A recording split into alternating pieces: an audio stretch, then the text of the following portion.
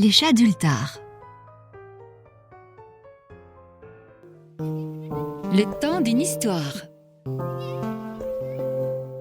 Un podcast de contes, nouvelles et autres récits.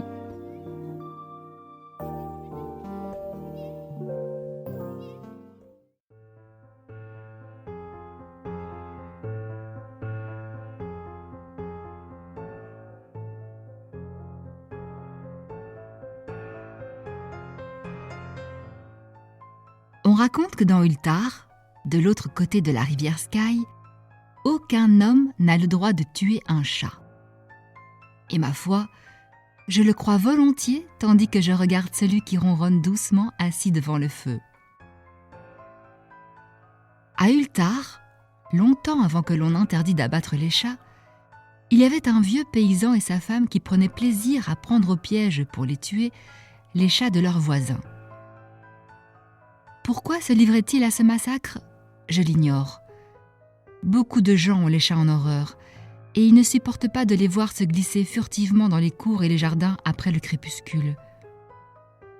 Peut-être ce couple était-il du nombre. Toujours est-il qu'ils tuaient tous les chats qui s'approchaient de leur maison.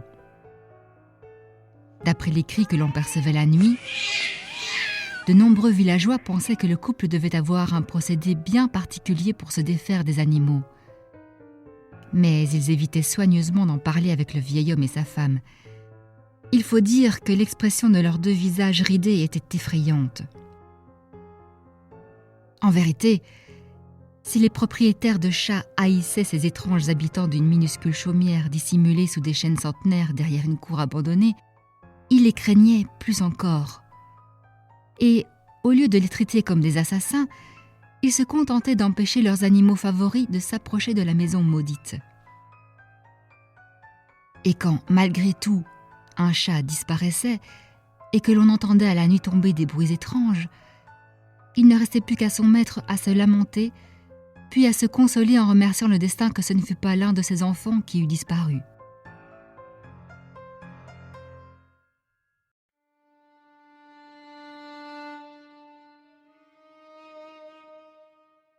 Jusqu'au jour où une caravane venue du sud entra dans Ultar. C'étaient des voyageurs à la peau sombre, portant sur eux la poussière de terre brûlante. Leur chef parlait d'une voix qui semblait venir d'un autre âge, et les instruments qu'ils jouaient faisaient frissonner ceux qui les écoutaient. Les habitants, fascinés, les regardaient passer avec curiosité. Personne n'aurait su dire quel était leur pays d'origine. Mais leur comportement était curieux, et leurs étranges prières étonnaient. Nul ne prêta vraiment attention au jeune garçon au teint pâle qui marchait derrière eux, un petit chaton noir dans les bras. Il était orphelin de père et de mère, la peste n'avait épargné personne, mais elle lui avait laissé quand même cet adorable petit animal pour apaiser son chagrin. Le garçon, que les gens basanés appelaient Ménès, souriait plus souvent qu'il ne pleurait pendant qu'il jouait avec son animal. Ce garçon aimait son chat plus que tout. Il ne mangeait que si la bête était là et ne dormait que si elle ronronnait contre son cœur. « Là, petit, tout va bien. Dors un peu. On est en sécurité ici. » Mais le troisième jour, alors que la caravane s'apprêtait à repartir, le chaton avait disparu. « Petit, où es-tu » Le garçon pleura, il chercha partout dans le village, appelant doucement son animal, murmurant des mots étranges que nul ne comprenait. En le voyant sangloter sur la place du marché, certains villageois lui parlèrent du vieil homme et de sa femme et des bruits que l'on entendait la nuit près de la maison. Lorsqu'il eut écouté ces paroles, l'enfant s'arrêta de pleurer et se mit à méditer. Puis il fit une prière. Le garçon leva les bras vers le ciel et appela des choses qu'on ne pouvait nommer. Au-dessus d'Ultar, des nuages sombres prirent forme, tourbillonnant dans une lumière rouge. Il se formait dans le ciel des silhouettes indistinctes et nébuleuses. Les villageois, épouvantés, s'écrièrent « Seigneur, regardez le ciel !» Seigneur, regardez le ciel. Regardez là-haut. Regardez le ciel. Oh, Seigneur, regardez ça. Regardez le ciel. Cette nuit-là, les voyageurs quittèrent Ultar et on ne les revit plus jamais.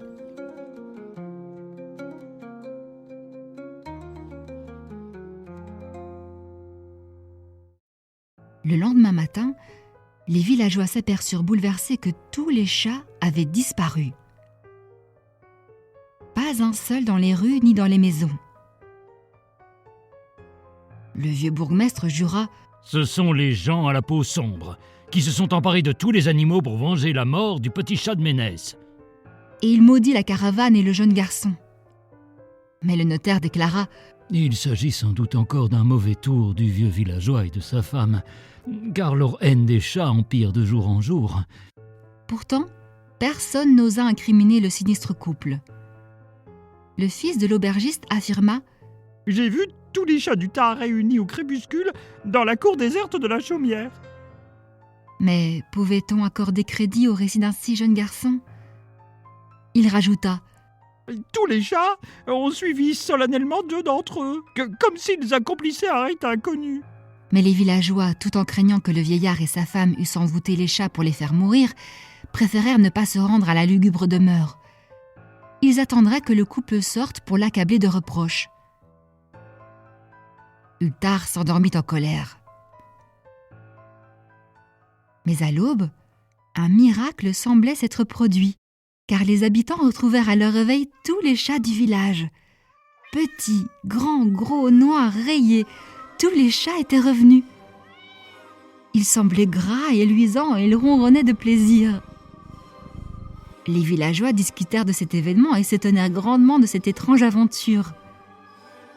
Le vieux bourgmestre répéta: C'est l'œuvre des gens basanés, car tout le monde sait que les chats ne reviennent jamais vivants de la chaumière du sinistre couple. Tout le monde tomba d'accord sur le fait que les chats ne touchant plus à leur pâté ni à leur soucoupe de lait, il y avait là quelque chose de curieux. Pendant 2 jours entiers, les chats d'Ultar refusèrent de toucher à leur nourriture et se chauffèrent au soleil auprès des foyers. Une semaine passa avant que les villageois remarquent qu'il n'apparaissait plus aucune lumière à la fenêtre de la chaumière sous les arbres. Puis le notaire déclara: Tiens, personne n'a plus vu le vieil homme et sa femme depuis la nuit où les chats ont disparu. Une semaine plus tard, le bourgmestre surmonta ses craintes pour aller voir ce qui se passait dans la silencieuse demeure. Il prit la précaution d'y aller accompagné de 2 témoins, le forgeron et le tailleur de pierre. Lorsqu'ils eurent enfoncé la porte, ils trouvèrent la maison vide. Vide, sauf 2 squelettes humains, proprement nettoyés, étendus sur le sol de terre battue. Et c'est depuis ce jour qu'à Ultar, on institua la fameuse loi, à savoir que nul homme n'a le droit de tuer un chat.